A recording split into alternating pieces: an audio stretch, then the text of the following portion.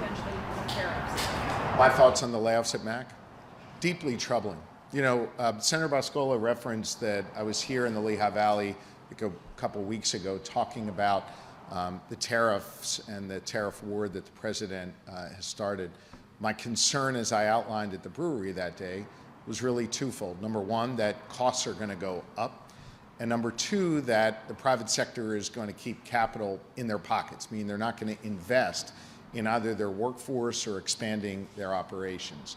This announcement by Mac is an example of how the tariffs are negatively impacting Pennsylvania. In fact, in the notice I received from Mac last night, they cited tariffs as one of the reasons for their need to lay off between 250 and 350 people or so.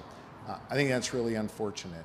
I'm hopeful that the president will back off of this unilateral action on tariffs, create some calm in the marketplace as opposed to the chaos that exists now, and allow great private companies, iconic companies like Mac, to feel the comfort and the peace of mind to know that it's a safe time to invest in the future, whether in their product line or in their workers. Unfortunately, too many of them feel right now, as a result of the chaos that the president's brought from these tariffs, now's the time to hold and not invest, and that's really unfortunate for the Lehigh Valley. Is there anything being done on the state level to kind of reassure companies like Mac to kind of just hunker down and wait for some resolution? Because I know that a lot of people are worried about economics, obviously, as a result. Myself and the Secretary of Department of Community and Economic Development, Secretary Siger, have been reaching out to businesses all across Pennsylvania. But let's be candid, there's only so much we can do to calm nerves in the markets or calm nerves with the private sector. As a result of the president's actions, there's real chaos out there in the economic marketplace.